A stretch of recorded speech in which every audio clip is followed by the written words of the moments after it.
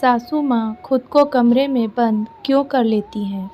माँ कहाँ खोई हुई हैं?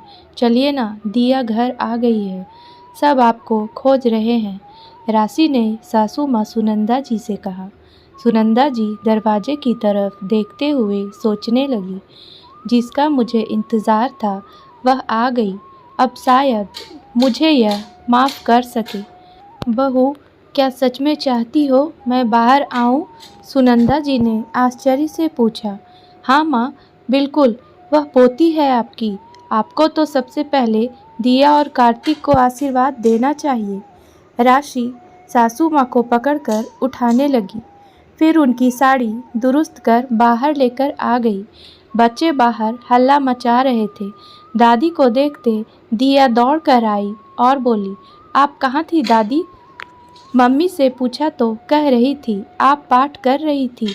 सुनंदा जी आश्चर्य से राशि की ओर देखने लगी, जिसने सुनंदा जी के भावों को समझ बच्चों से बात बनाकर उन्हें बचा लिया था। शाम में दिया अपने घर चली गई। राशि सब समेटकर सुनंदा जी के पास आई और बोली, आप मुझे बताइए, आप कमरे में जाकर क्यों बैठ गई थी? दिया तो आपकी पोती है, शादी में भी आप छिप रही थी, विदाई के वक्त भी दूर से ही आशीर्वाद दे रही थी, और आज वह घर आई तो भी आप जाकर कमरे में बैठ गई।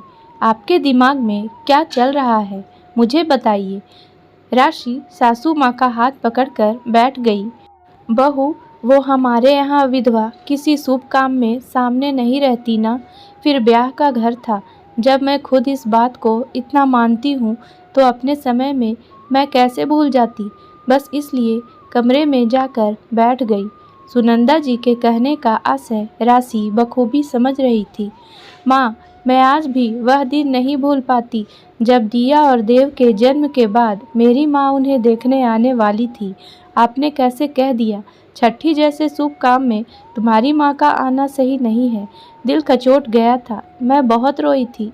मेरी माँ ने भी मन मसोस लिया था बेटी की खातिर, क्योंकि आपको पसंद नहीं था।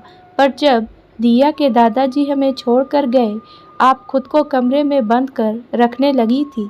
मैं नहीं चाहती थी जो मेरी माँ ने झेला वह आपको भी झेलना पड़े। माँ, कोई यह दुख तो नहीं चुनता ना? फिर अपने ही बच्चों को आशीर्वाद देने के लिए क्यों इतना सोचना? क्या मेरी माँ या आप कभी दिया और देव का बुरा सोच सकती है? नहीं ना। बस यह आपको इस सोच से बाहर निकालना है। आप शादी में भी सामने नहीं आ रही थी, मैं ज़बरदस्ती बुला रही थी। राशि ने कहा। बहू, मुझे खुद समधन जी को समझना चाहिए था। आखिर मैं भी एक औरत हूँ। दुख किसी को बताकर तो नहीं आता ना। सच कहूँ, आज बस कमरे में तेरा ही इंतज़ार कर रही थी।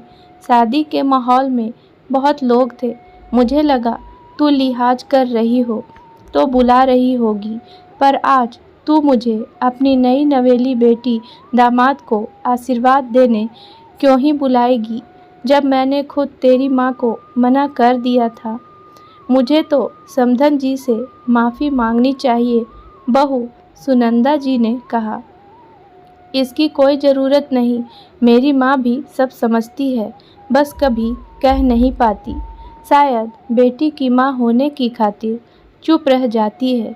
पर मुझे तो आप दोनों का आशीर्वाद हमेशा हम पर और हमारे बच्चों पर चाहिए। आगे से आप कभी खुद को यूँ कमरे में बंद नहीं करेंगी। राशि ने कहा। पक्का बहू, कभी खुद को कमरे में बंद नहीं करूँगी, सुनंदा जी ने कहा।